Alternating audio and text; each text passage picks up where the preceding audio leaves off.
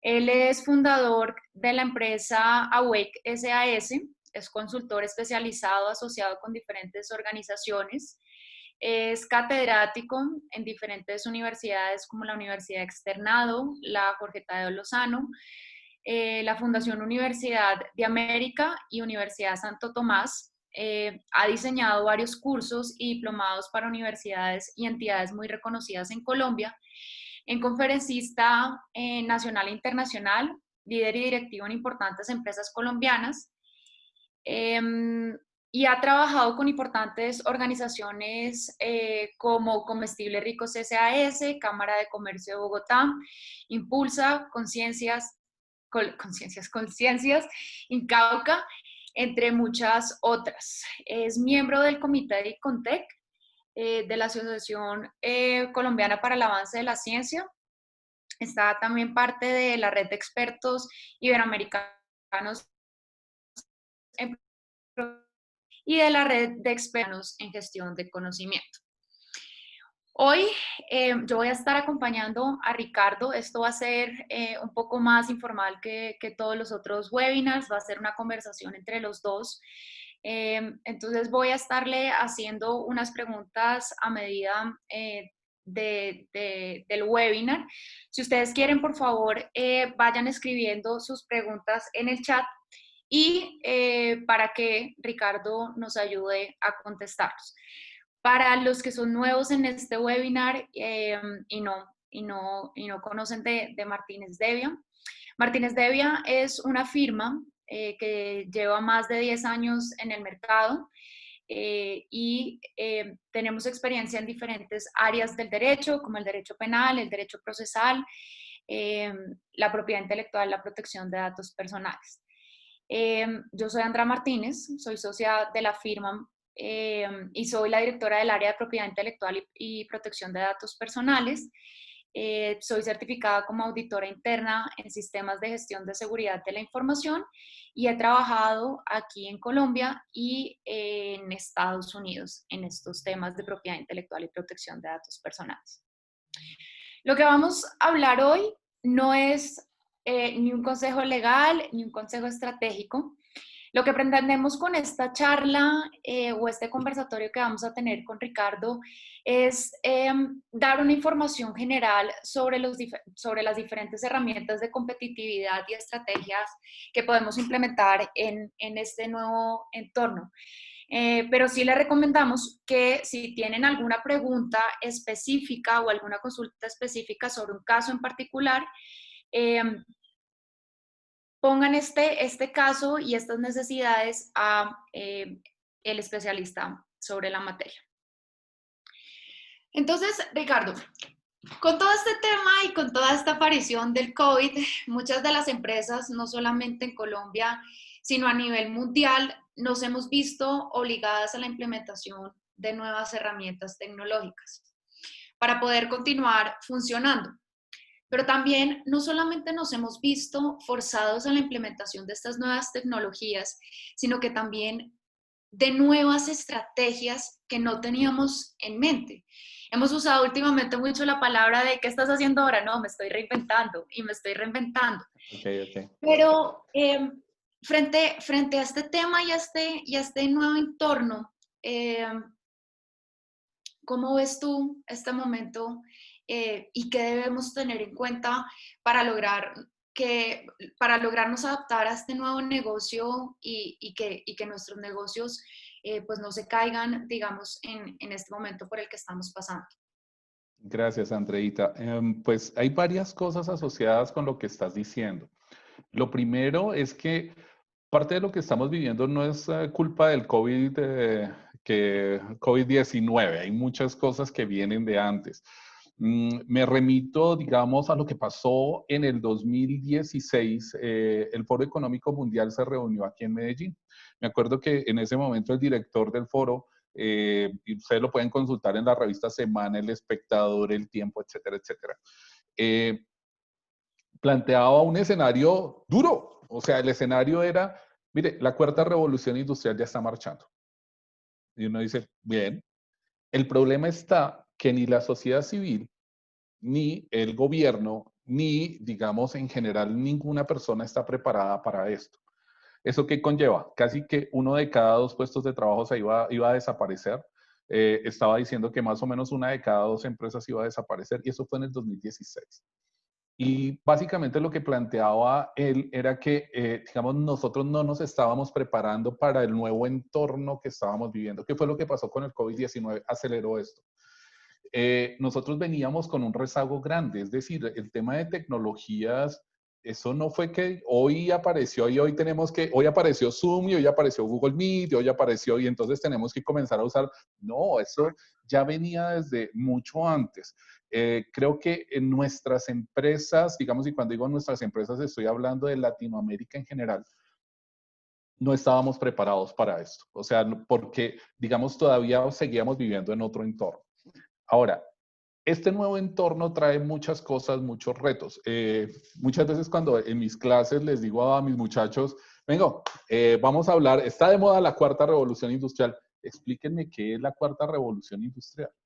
Eh, Casi ninguno de nosotros tiene el concepto asociado a lo que es la cuarta revolución industrial. La cuarta revolución industrial ya no está asociada, ya aquí lo importante no es la tecnología, eso estaba más hacia, digamos, la tercera revolución. Aquí, ¿qué es lo más importante en la cuarta revolución industrial? Las personas. ¿Eso qué quiere decir? Ya lo importante no es la tecnología, sino lo que hacemos con la tecnología. Fíjate algo. Desde hace mucho rato se viene hablando de Big Data, inteligencia artificial, etcétera. ¿Cuántas de nuestras organizaciones efectivamente la están usando en sus negocios, en sus estrategias, en sus proyecciones? Realmente son muy pocas las que lo están manejando. Entonces, lo que está sucediendo en este momento nos ha servido para hacer una catálisis hacia lo que deberíamos estar trabajando. Fíjate algo, si bien, digamos, las empresas de manufactura, digamos, ahorita están en una crisis grande, las empresas que tienen otras herramientas, y eso lo vamos a ver ahora, las empresas que están basadas en conocimiento les está yendo re bien. ¿Por qué? Ellas se situaron en otro contexto. ¿Esto qué nos lleva? El término de reinventarse, es decir, digamos como que nos vimos forzados a estar en otro escenario, pero realmente si nosotros queremos ser competitivos en nuestro país, tenemos que entender qué es lo que está pasando en el entorno. Es decir, esto no se trata de reaccionar por reaccionar, sino de entender cuál es la nueva situación, qué es lo que está pasando y con base en eso entender que, digamos, el mundo cambió. Por darte un ejemplo, yo no puedo enseñar, digamos, y lo digo desde una universidad, desde una cátedra, llegar a una universidad simplemente a dar un discurso cuando ya los muchachos llegan mucho más informados que uno cuando está allá al frente. Entonces, ¿qué es lo que sucede? Los muchachos llegan a cuestionar. Entonces, por ejemplo, fíjate que en las universidades, yo dicto una clase que se llama aprendizaje organizacional también, entre otras. Ya el tema, lo más importante no es enseñar, sino aprender, y eso lleva a otros contextos. Hay que utilizar la tecnología. ¿Y cómo utilizo la tecnología? Oiga, vayan preparados. Miren, hay estos videos, hay estos cursos. Vengan y yo sirvo más bien como de tutor. Fíjate que la educación cambió y así pasa con todos los escenarios de las organizaciones. Tenemos que reinventarnos, tenemos que pensarnos de otra manera, pero no es culpa del COVID, esto venía ya desde antes. Los invito a los que puedan, busquen, digamos, los artículos que salieron en junio del 2016 en muchas revistas, periódicos asociados con esto. O sea, no, el ánimo no es ser, no sé, generar catástrofes, hablar de catástrofes. No, pero era algo que ya se veía venir. ¿Qué fue lo que pasó con el COVID? Nos aceleró esto.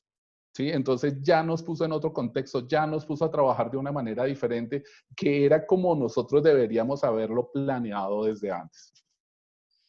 Ricardo, pero te hago una pregunta. Es evidente que estamos teniendo en este momento una transformación que a muchos nos cogió por sorpresa. Sin embargo, lo que tú dices, esto no es un tema que se haya dado solamente con el COVID-19. Seguramente este tema del coronavirus aceleró mucho esa transformación en la que veníamos, porque como hoy comentábamos, de hecho la ley del teletrabajo está desde 2008. Entonces no es un cambio que sea hoy y que haya pasado hoy, sino que hoy sí nos forzó a muchas empresas que veníamos en una forma de trabajar, digamos, presencial, ir a la oficina, usar los sistemas de la oficina, tener las reuniones, el tú a tú con los clientes. Pero digamos que si hay muchas empresas o si hay muchas empresas que estamos alejados un poco de este cambio, pero pues ya nos tocó afrontarlos y ya es el tema que tenemos que vivir en este momento. Teniendo en cuenta esto, ¿cómo podríamos ser competitivos y cuál es el factor que tenemos que tener en este momento en cuenta para hacer las nuevas estrategias de nuestros negocios y lograr que nuestras empresas puedan adaptarse y ser exitosas a esta nueva o a esta cuarta revolución industrial de la que tú hablabas? Bueno, hay varios elementos a tener en cuenta. Digamos, voy a ponerlos, no necesariamente están en el orden, pero sí voy a dar uno que para mí es particularmente importante. Estamos, y eso lo predijo desde los 90, inclusive un poquito antes Peter Drucker, en la llamada sociedad del conocimiento. Tenemos que aprender a trabajar conocimiento. Generalmente nosotros no lo hacemos. O sea, en este momento, por ejemplo, nosotros respondemos a través de información, pero no gestionamos conocimiento. ¿Cómo es esto? ¿Qué es un dato? Un dato es un elemento abstracto, una medida arbitraria de un elemento que alguien dijo, vamos a medirlo así, 25.6 grados centígrados. Eso es un dato. Eso es un dato. ¿Qué es información? Cuando yo pongo los datos, los uno y los pongo en un contexto. ¿Qué es información? Darle sentido a esto. Información, 25.2 grados centígrados en Bogotá. Conocimiento. Oiga, esa temperatura en Bogotá, el cambio climático es real, o sea, esto no es improvisado. El conocimiento es la base de la nueva economía. Es fundamental que las empresas aprendan a trabajar en conocimiento. ¿Esto qué implica? Hay que aprender a aprender. Alvin Toffler, un escritor, pues un tipo durísimo del siglo XX, escribió un libro que se llamaba El Shock del Futuro. Establecía que el analfabeta del siglo XXI sería aquel que no estuviera dispuesto a desaprender para volver a aprender. Y fíjense que eso es lo que nos está pasando. Hay una tendencia a seguir como íbamos. No, la sociedad cambió, el mundo cambió. Volviendo al tema de la enseñanza. Entonces, antes el tema era, había una persona al frente, otros muchachos que recibían información, ya no. Ya el conocimiento va por las redes, ya los muchachos saben mucho más que tú. Me pasa frecuentemente que cuando yo llego a dar un nuevo curso, entonces me llegan los muchachos, ah, profe, yo lo vi en LinkedIn, usted ha hecho esto, me parece chévere, lo vi en tal video, lo vi, uno dice, corcholi, le están esculcando a uno la vida, pero al mismo tiempo también dicen, venga, es que la materia, mire, yo ya vi esto, ¿usted qué viene a enseñarnos? La idea no es enseñar, sino tratar de manejar aprendizaje. ¿Cómo funciona esto en las organizaciones? Oiga, yo no puedo seguir haciendo lo mismo que venía haciendo antes. O sea, yo ya tengo que repensarme para llegar a un nuevo cliente. Y ese es mi segundo aspecto.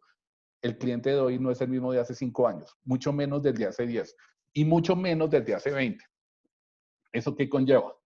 Antes, digamos, por ejemplo, si alguien llegaba y fabricaba algo, oiga, ese es exclusivo, va. Los clientes en este momento no son fieles. Cambian de marca fácilmente. Los clientes lo que están buscando es satisfacer necesidades. ¿Qué es lo que está pasando muchas veces con las organizaciones? No digo todas, o sea, esto hay que aclarar. ¿Qué es lo que pasa muchas veces con las organizaciones? Comienzan a hacer, es que así siempre nos ha ido bien, entonces así seguimos trabajando. En esa medida, los clientes se desapegan y se van, o sea, buscan otro tipo de motivaciones, ¿de acuerdo? Entonces, y el cliente tiene un poder decisorio importantísimo. Entonces, ellos son los que dicen, venga, el carro, venga, ese color ya no me gusta. Yo quiero un color como de este tipo. Y entonces los concesionarios buscan la manera de encontrar ese carro de esa manera que le gusta a la persona. Entonces, ya el tema no es centrarnos en la tecnología, sino que podemos hacer, sino lo que el cliente quiere. Entonces, para mí, dos aspectos fundamentales en este nuevo entorno es gestionar conocimiento y entender que el cliente es el que da la pauta sobre lo que hay que hacer. Ahora, una cosa importante. Generalmente cuando uno trabaja con las organizaciones y uno comienza a hablar del cliente y comienza a trabajarlo con los clientes no saben lo que quieren. Entonces, hay una cosa diferente que es preguntarle a un cliente y entender cuál es la necesidad del cliente. Las empresas se tienen que enfocar en qué es lo que las personas están necesitando en este momento. No tienen que, digamos, basarse en lo que yo sé hacer. O sea, yo como organización, yo sé hacer esto y entonces eso es lo que voy a ofrecer. No, lo que yo tengo que entender es cuál es mi sector, cuál es mi cliente, tratar de entenderlo completamente y con base en eso comenzar a construir una relación de largo plazo de co-creación, que ese es otro aspecto importante. Hay que estarse reinventando permanentemente, ya estamos usando el término de reinvención, pero digamos con el cliente, o sea, no es reinventarme yo solo, porque es que yo formo parte de una sociedad, yo formo parte de una alianza y en este caso tenemos que volver a nuestros clientes aliados, tenemos que comenzar a trabajar con ellos. Hay muchos otros aspectos, digamos, que podríamos trabajar de aquí, pero digamos, para mí estos son los más importantes. Yo los invito, digamos, a que conozcan un poquito esas teorías que salieron hace ya muchos años en relación a la sociedad del conocimiento, economía del conocimiento, trabajador del conocimiento. Parte, digamos, de lo que habla la literatura, de lo que hablaba Peter Drucker, de lo que hablaban otros especialistas, es que el siglo XXI va a tener dos clases sociales, el trabajador tradicional y el trabajador del conocimiento. ¿Cómo es eso? El trabajador tradicional es el que siempre hace lo mismo y, digamos, se limita como a ser un mercader. O sea, yo hago esto y lo paso aquí y lo paso allá. El trabajador del conocimiento es el que utiliza la información como recurso y lo convierte en un valor agregado muy grande para ofrecérselo a los clientes. ¿Sí? Entonces, pueda que una persona, digamos, pueda tener todos los estudios que uno se pueda imaginar, pero si sigue haciendo lo mismo que se venía haciendo hace 5, 10, 15, 20 años, es un trabajador tradicional. Yo tuve la fortuna de ser el director del Consejo Profesional de Ingeniería Química. Digamos como que a veces notaba uno con desconsuelo que los muchachos a veces salían y decían, es que no tengo trabajo. ¿Y cuál es el tema? Que nosotros, digamos, les damos una información, pero todos salen con la misma información. Entonces, cuando llegan a una organización, hay mucha gente que ya sabe eso mismo. Entonces, nos hace falta darle otras herramientas a estas personas. Otros elementos con los que hay que trabajar creatividad también, hay que trabajar empoderamiento, hay que trabajar, digamos, con todas estas herramientas virtuales. Claro, yo estoy hablando aquí de todo como en botica, pero es para decirles que como que la solución no es tan sencilla, pero podemos partir de unas premisas básicas. La primera, conocimiento. Conocimiento es la clave. Y lo segundo, hay un trabajo permanente que hacer con los clientes. Pero tengo una pregunta, Ricardo, ahí. Hablamos todo el tiempo del conocimiento y que se debe gestionar el conocimiento. La primera pregunta, cuando hablamos de gestionar el conocimiento, ¿a qué nos referimos? Y segundo, ¿cómo podemos gestionar este conocimiento para ayudar a las empresas a que les saque un mayor provecho a este, por así decirlo, gran bien que tienen las empresas relacionadas con todo el tema del conocimiento y los bienes que vienen de la capacidad intelectual del personal que trabaja para ellos? Clarísimo.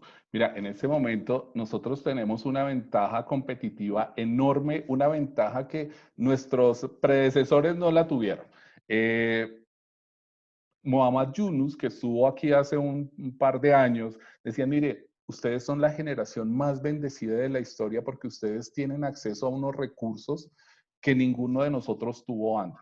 ¿Y cuáles son esos recursos? El conocimiento. Fíjate que antes, si uno quería en un momento dado entender cuál era la tecnología de punta en química, por decir alguna cosa, o cuáles eran los modelos administrativos que se estaban trabajando, cualquier otra cosa, de cualquier área del conocimiento, teníamos que desplazarnos al país donde se estuviera trabajando. En este momento tú por internet puedes acceder al conocimiento de cualquier parte del mundo. ¿Cuántos lo estamos gestionando? ¿Cuántos estamos captando esa información que está disponible desde cualquier parte del mundo? Es decir, si los sudafricanos son tremendamente duros en temas de gas y en temas de petróleo, ¿por qué no aprendemos de ellos? Yo no necesito viajar hasta allá. O sea, yo tengo acceso a bases de datos, inteligencia artificial, cosas que me permiten a mí, digamos, capturar ese conocimiento. Ahora, capturar conocimiento no es suficiente, ¿sí? O sea, con eso diría yo que compro una enciclopedia, tengo la enciclopedia y ya con eso tuve. No, tenemos que después de capturar ese conocimiento, apropiarnos de él. En ese sentido, digamos, y este es un modelo japonés muy exitoso. Entonces ellos, después de la Segunda Guerra Mundial, quedaron sin absolutamente nada. Lo único que tenían era japoneses. Entonces, ¿qué dijeron? Bueno, vamos a aprender qué es lo que hacen el resto. Y comenzaron a copiar. Y en esa copia, lo que hicieron era apropiarse de ese conocimiento para después comenzar a darle su aporte personal. Y esa es la otra parte de la gestión del conocimiento. Yo necesito generar también conocimiento, que el conocimiento es el que me da a mí la riqueza. Pero generar conocimiento es suficiente. No, yo tengo que aprender a protegerlo. Entonces, si ese conocimiento, ese es un bien, entonces yo necesito transformarlo por medio de la propiedad intelectual. ¿Pero con eso basta? No, yo tengo con eso que explotarlo. Si nosotros nos fijamos, la mayoría de compañías, digamos de las top, trabajan es conocimiento. ¿Sí? A mí hay una gráfica que me encanta poner. Está relacionada con lo que es Airbnb, con lo que es Uber, con lo que es cualquiera de estas organizaciones. Yo les pregunto siempre en las conferencias o algo así, compañía de taxis más grande del mundo, Uber. ¿Cuántos taxis tiene Uber? Ninguno. ¿Cómo así que ninguno? Entonces, ¿dónde está la riqueza? Ah, lo que pasa es que tienen una información de unas personas que no les gusta el transporte normal, tienen una información asociada a personas que tienen unos carros disponibles y que no los usan y que no tienen trabajo. Ah, yo tengo una plataforma donde los puedo unir. Convirtamos esto en conocimiento. Esa información suelta, yo la convierto en algo que genera valor. Les doy un contexto. Así es que hay que comenzar a trabajar. Entonces, en esta medida, las compañías más grandes que hay en este momento en el mundo, no es porque tengan la cantidad de edificios, no es porque tengan, digamos, una cantidad de terrenos, dinero, oro. No, la riqueza de ellos radica es en el conocimiento y cómo transforman información suelta en algo que le da valor a las personas, a las organizaciones, a los clientes y a ellos mismos. En esa medida, la gestión de conocimiento es una herramienta poderosa que les permite a las personas, digamos, entender qué es lo que está pasando y brindar lo mejor de sí. No sé si me expliqué. Pues para mí sí.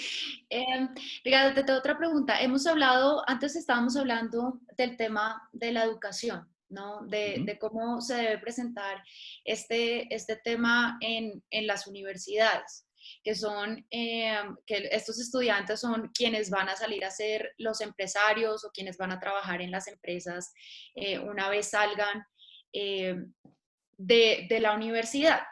Sin embargo, esto es a opinión propia porque trabajo en estos temas de propiedad intelectual que yo siento que no solamente debería ser desde la universidad, sino inclusive dentro de los colegios.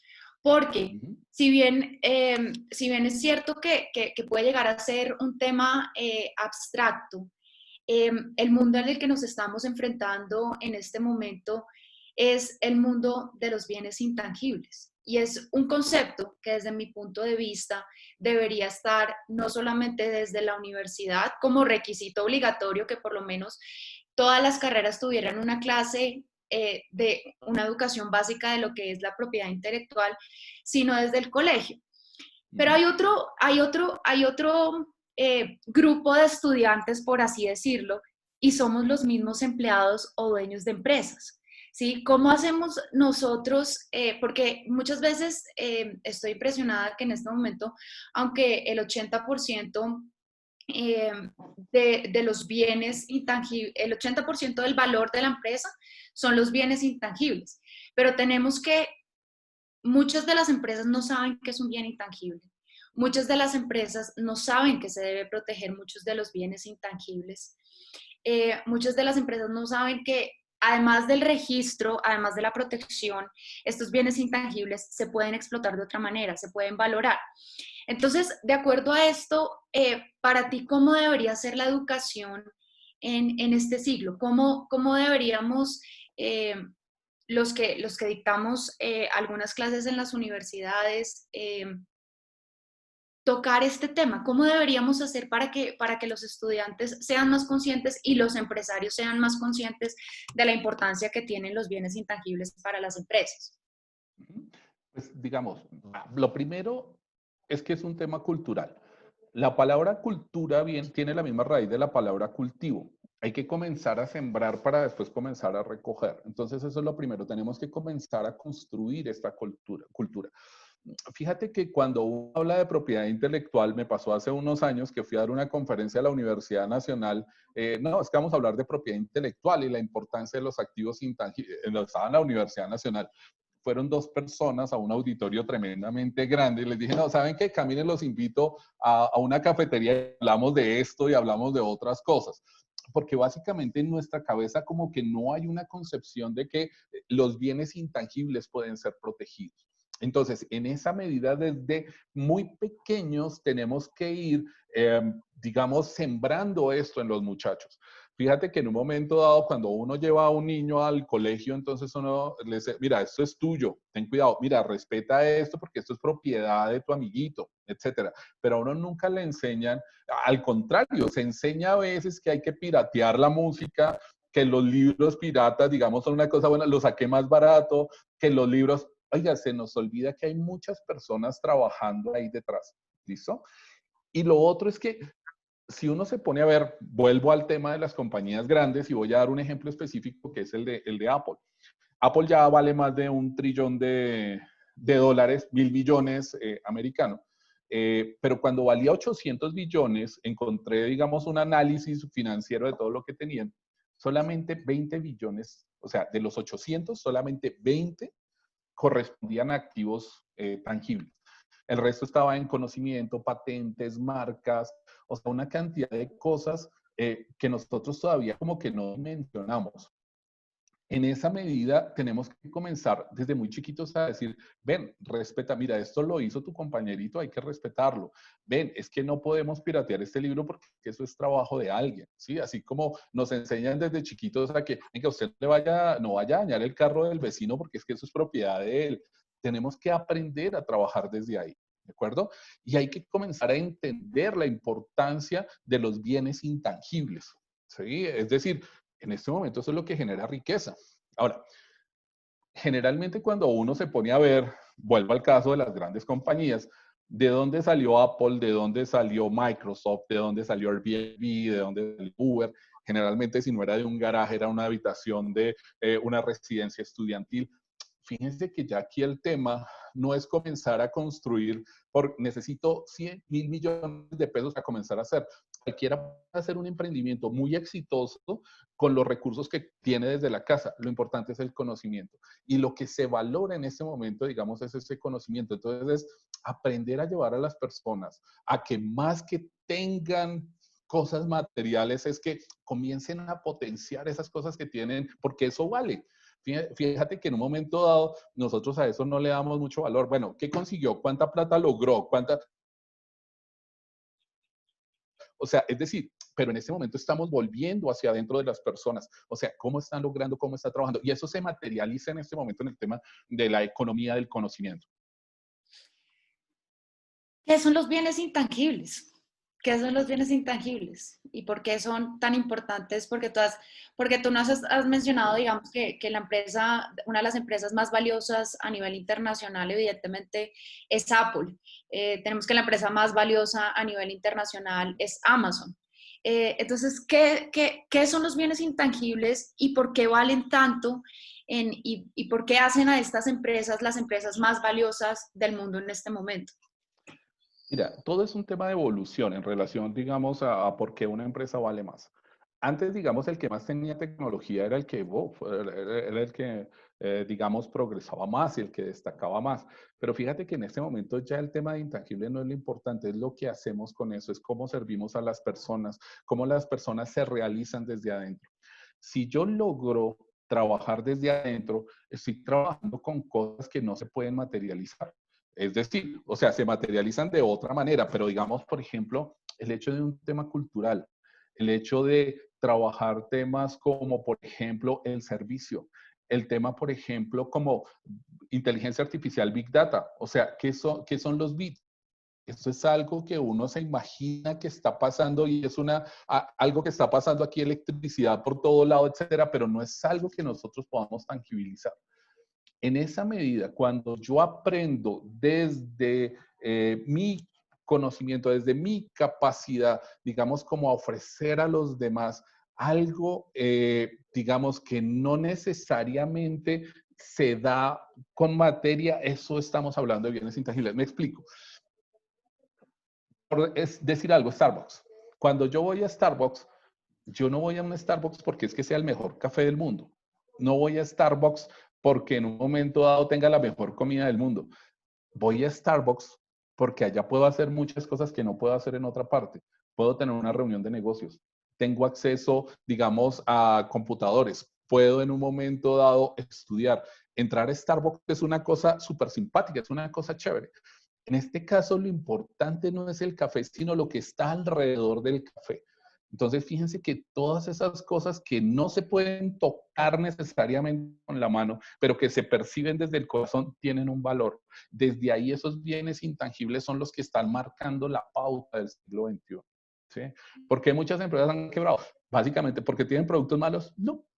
O sea, es básicamente porque no le han sabido llegar al cliente. Entonces, hay que comenzar a trabajar esa inmaterialidad.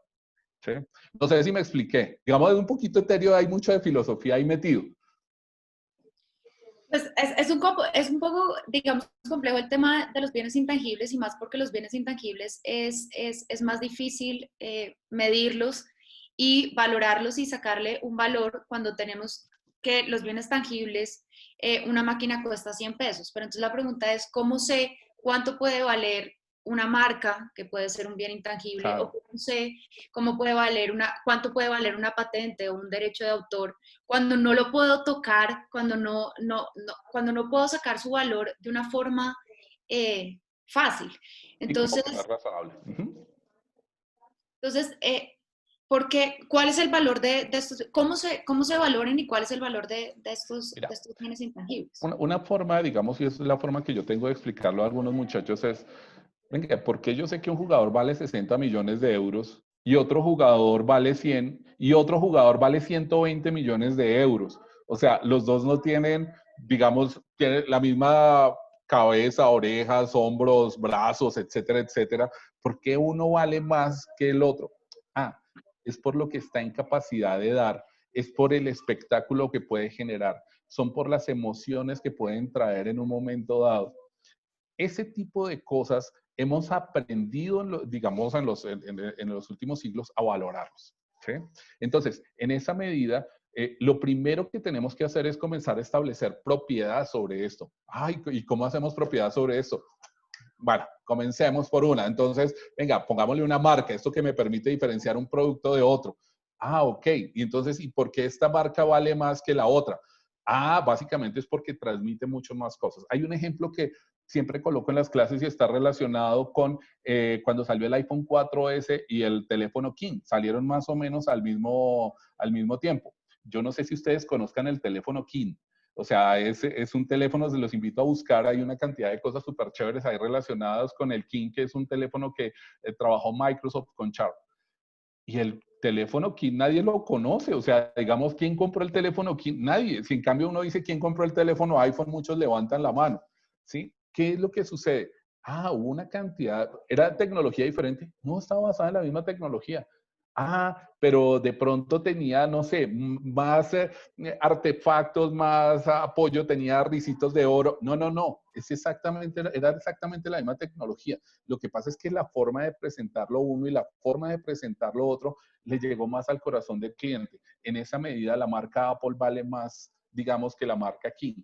¿Sí? La marca iPhone tiene un valor más grande que la marca King. Digamos, vamos a hablarlo desde un punto de vista técnico. Existen tres elementos para poder, digamos, valorar estos intangibles. El primero está relacionado con lo que me costó. Entonces, que esa yo nunca recomiendo usarla. En ocasiones se puede usar. Entonces, yo hice un desarrollo, ¿cuánto me costó? Ah, bueno, eso es lo que vale mi producto. El otro es hacer una comparación en relación con el mercado. Entonces yo digo, saqué este producto, entonces comencemos a mirar productos similares, a ver cuánto están y yo más o menos estimo en esto. Y hay una tercera forma que es de proyección. Yo estimo unas ventas relacionadas con esta a largo plazo, es un producto innovador, entonces comenzamos a sacarlo a largo plazo. Generalmente lo que se usan son fórmulas diferentes, complejas, que necesitan un tema de financiamiento, perdón, de trabajo de un financiero para desarrollarlo. Pero digamos como que uno puede comenzar a cuantificar y existen metodologías desde el punto de vista de finanzas para poder desarrollarlo. Sin embargo, a mí me pasó una cosa curiosa hace unos años.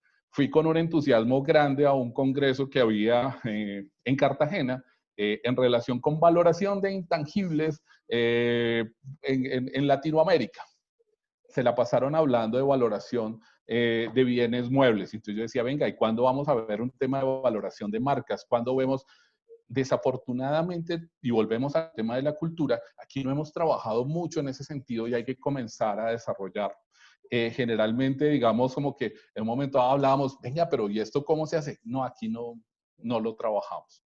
¿Sí? Entonces, digamos como que el tema de valoración es tremendamente importante y las empresas valen mucho más de lo que se imaginan.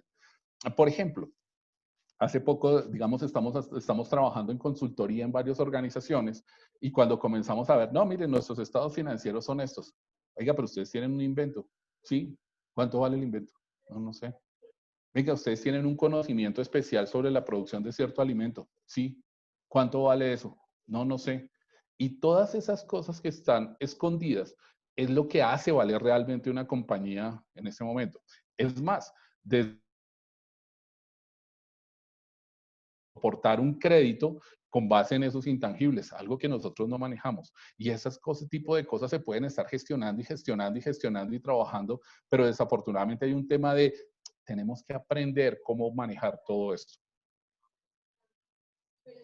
Entonces, Ricardo, recopilando lo que tú has dicho, digamos que yo puedo sacar 5 tips y vamos a ver tú cómo me complementas. Ok. Entonces, digamos que para sacar el provecho de estos activos intangibles o estos bienes intangibles, ya sea una marca, un derecho de autor, una patente, primero que todo se tiene que identificar qué es lo que yo tengo, cuáles son los activos y cuál Total, es mi conocimiento.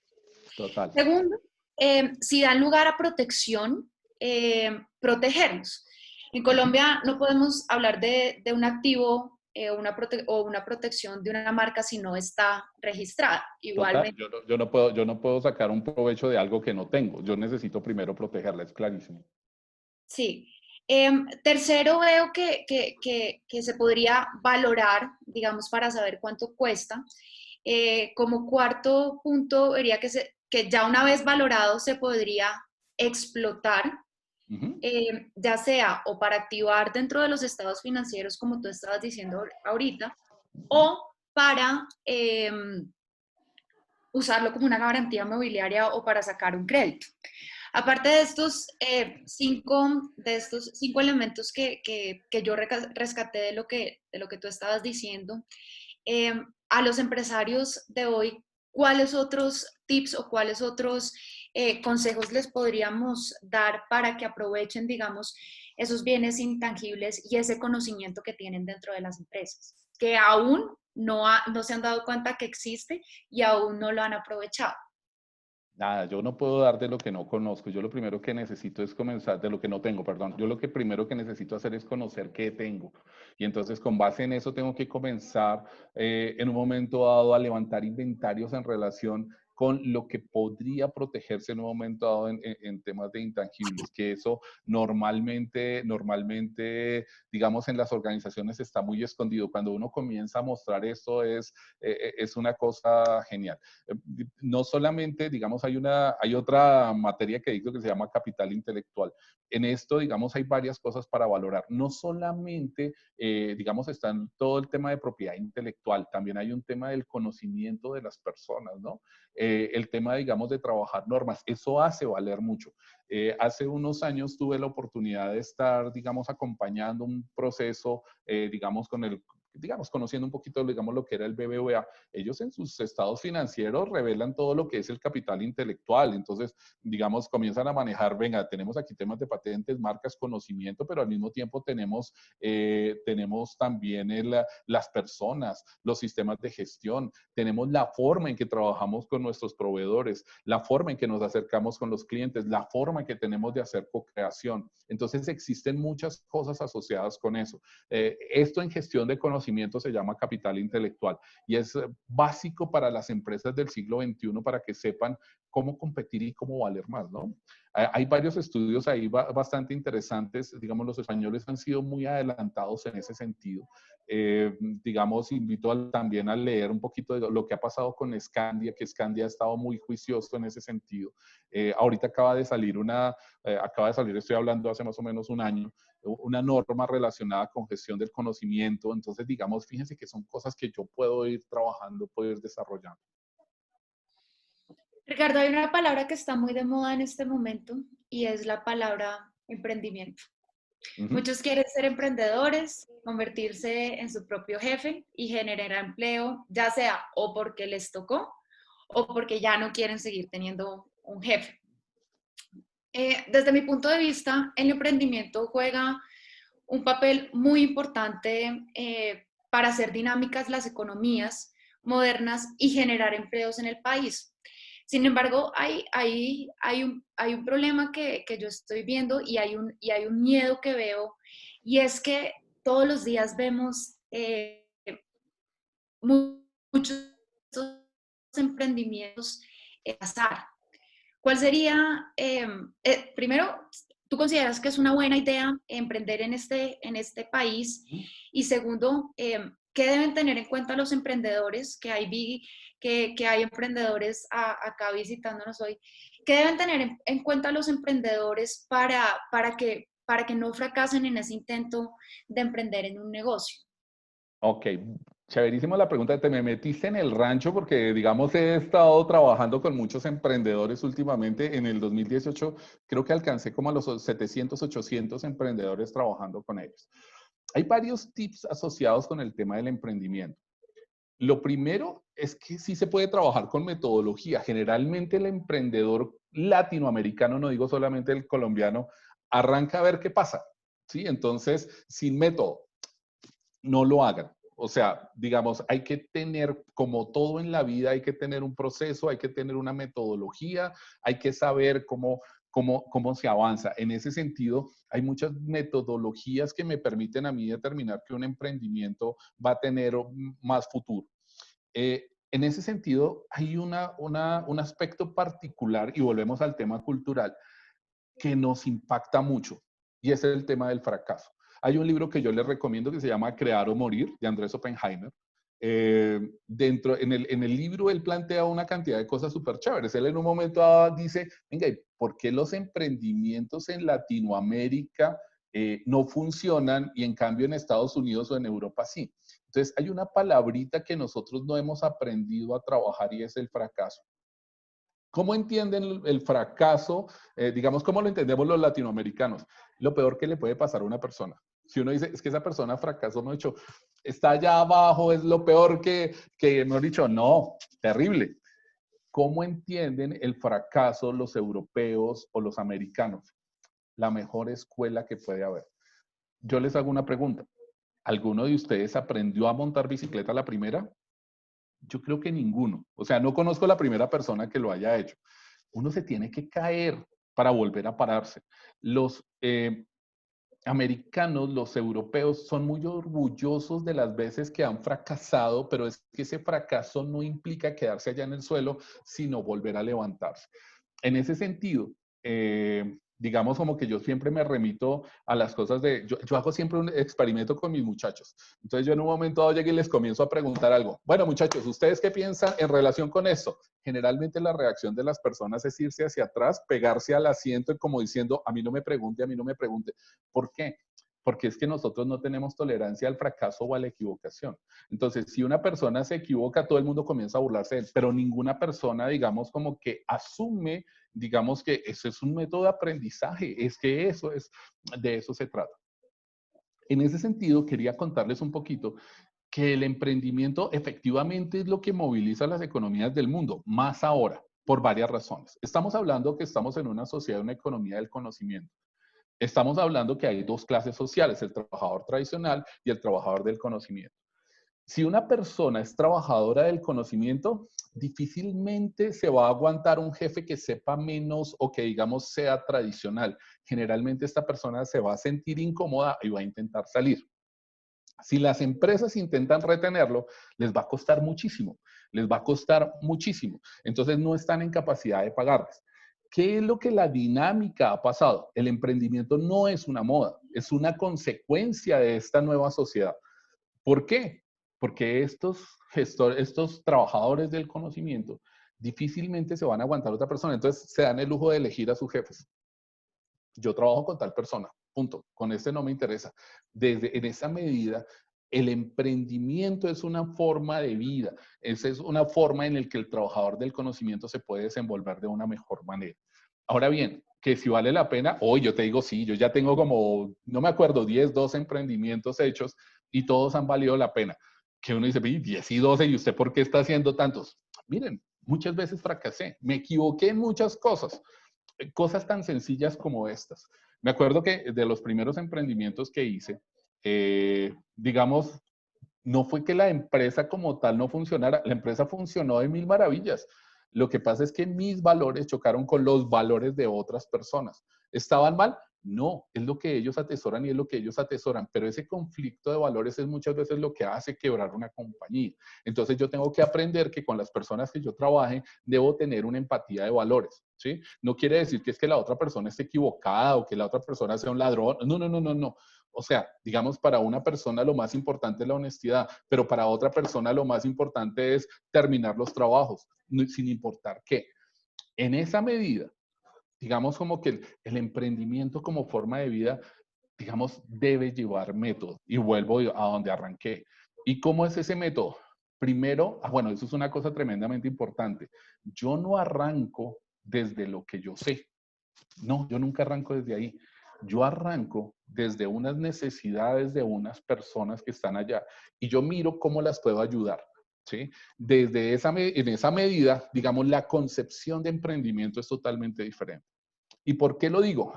Miren, me pasa frecuentemente. Me acuerdo cuando en el 2018 estaba hablando con unos muchachos, comenzaron a hablar de sus emprendimientos y entonces comenzaron a decir, bueno, yo estaba ayudando en temas de estrategia. Y entonces en un momento dado llegan y me dicen, bueno, nuestro invento es un robot. Yo les pregunté, ¿qué hace el robot? Lo que usted quiera. ¿Y a qué tipo de personas va el robot? A las personas que usted quiera. Pero ¿por qué hicieron el robot? ¿Qué es lo que quieren lograr con el robot? No, mostrar que la ingeniería colombiana sirve. ¿Ustedes creen que alguien les va a comprar ese robot? No es que los muchachos fueran brutos ni que fueran, no, los muchachos eran repilos, pero están partiendo de algo que no es lo que yo sé hacer. Oiga, tenemos que partir desde unas necesidades que hay afuera. Entonces, digamos que en ese tema de emprendimiento, si nosotros arrancamos con método y sabemos hacer las cosas, muy probablemente nos vamos a proyectar y vamos a hacer unas cosas y como proyecto de vida es lo mejor que le puede pasar a uno, lo mejor. O sea, hay muchas cosas que contar de emprendimiento, pero es que si no me alargo y estoy viendo que la hora está así como corticos. Sí, ya se nos fue el tiempo. Entonces, voy a dar, paso a unas preguntas que nos han hecho acá Uh -huh. los asistentes. Dale, dale. Dicen, por ejemplo, este webinar podría yo reproducirlo, podría generar un valor intangible, por ejemplo, si lo posteo en mi página y me entran 1000 likes. Hoy en la era de los webinars, si yo aprendo algo y lo replico, se podría decir que hay propiedad intelectual. Ejemplo, yo asisto a este webinar y después voy y dicto uno que contiene información parecida o similar, pues cada quien lo coloca su marca a la exposición. ¿Podría el primero que dictó el webinar alegar propiedad de esta información? Bueno, yo creo que esa sí la contestas más tú. Ese es un tema más jurídico que técnico y es más administrativo. Entonces, pues yo creo que ese sí lo colocas tú, pero definitivamente sí. Esa sí te la dejo. Bueno, acá hay dos temas que se tocaron. El primero es que si lo puedes reproducir sin nuestra autorización, la respuesta es no. Si lo vas a usar como propio, no, porque hay nuestro conocimiento, nuestro derecho a la imagen, es decir, yo no te estoy permitiendo a ti que reproduzcas mi imagen para un proyecto tuyo. Si esa manera de ejemplo, si esa manera de cita, se podría hacer. Ahora bien, si tú vienes acá y adquieres tu propio conocimientos y haces tu propia presentación, ya es diferente, porque estás haciendo una creación con base en algo que tú aprendiste. No estás violando mi derecho, no estás cogiendo algo mío o algo de nosotros, de Ricardo y de Martínez Devia, como algo propio. Tú aprendiste algo y desarrollaste una propia idea y la estás exponiendo de una manera diferente. Entonces, en ese orden de ideas no se estaría violando, digamos, el tema de propiedad intelectual. Pero si ya estás cogiendo nuestra presentación y estás haciendo y te estás lucrando con esta presentación sin autorización de nosotros, con nuestras imágenes, con nuestra voz, con nuestras ideas que están aquí, ahí sí ya sería diferente. No sé si tengas algo, Ricardo, que... Nada, o sea, es clarísimo. O sea, es decir, yo sé que, digamos, no lo hablo de manera técnica, pero eso es como si en un momento dado compramos un lote y, digamos, comenzamos así y alguien comienza a construirnos encima del lote y entonces, pues no, venga, es que está cerquita, pero de pronto comenzamos a quitarle el agua porque es que, no, hay unas propiedades que, digamos, que hay que comenzar a gestionar ahí. O sea, eso sí es clarísimo. Em, soy un startup gráfico. Quiero conocer la opinión de mis clientes de Ok. forma masiva. Ustedes como expertos, ¿qué herramienta o medida me aconsejan sean eficaces en un contexto de innovación? Ok. Aquí hay varios elementos para trabajar que creo que lo íbamos a hablar y está en relación con la palabra innovación. Desafortunadamente, esa es una de las palabras más mal empleadas que uno pueda imaginarse que pasa en ese momento, como en otra época pasó con el tema de calidad. Quiero, digamos, remitirme, digamos, como para darte la explicación en relación a cómo, para darte la respuesta que corresponde. Hablar qué es innovación. Innovación no es un concepto de sacar algo nuevo, o sea, no. La innovación está, dice, pero la palabra innova, nuevo, sí, ya les voy a explicar en qué consiste. La innovación es un concepto socioeconómico. La innovación está asociada a cómo impactar una sociedad o una economía. ¿De acuerdo? Existen muchas herramientas para que eso se dé. Entonces, en esa hay que comenzar a trabajar temas de creatividad, etcétera, etcétera, etcétera. Entonces, en esa medida quería hablar sobre el tema de innovación y su significado real. En cuanto a conocer el cliente, mira, nunca le preguntes a las personas qué quieren porque no saben qué quieren. Entonces, existen varias metodologías que buscan en un momento dado tratar de identificar esas necesidades.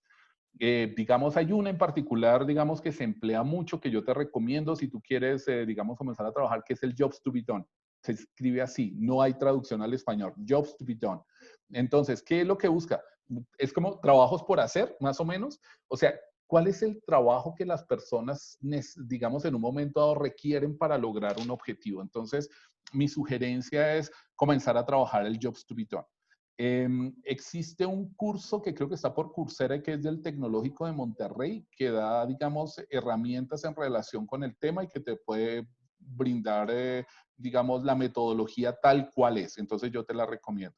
La otra recomendación es identificar desde un principio quién quiere ser tu cliente.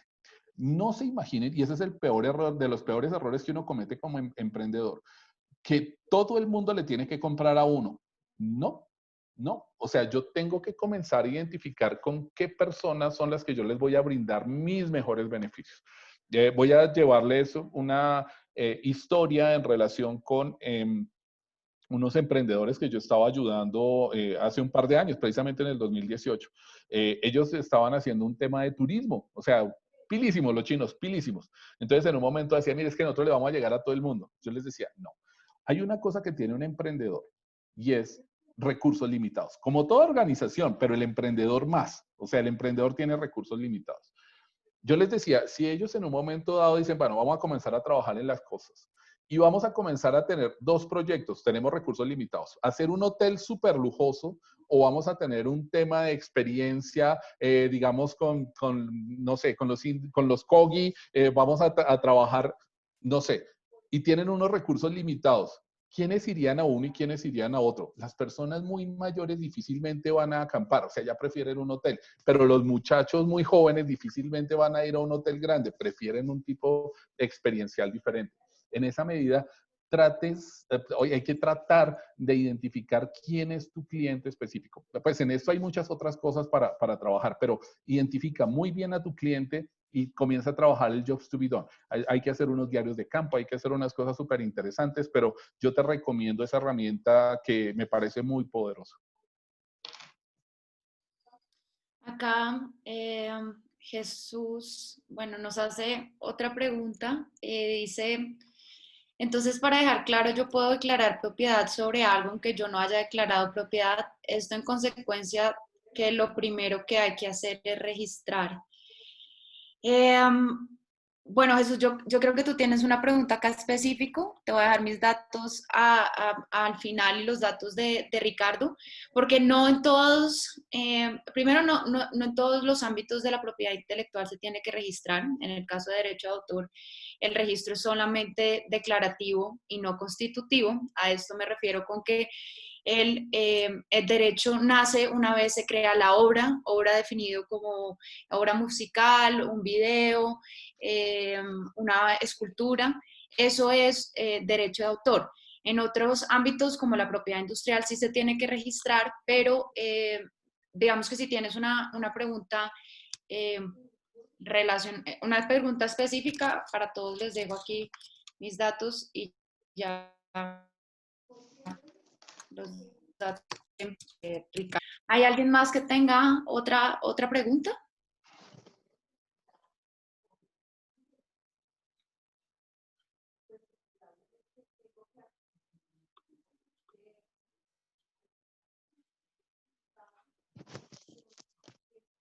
Creo que no hay.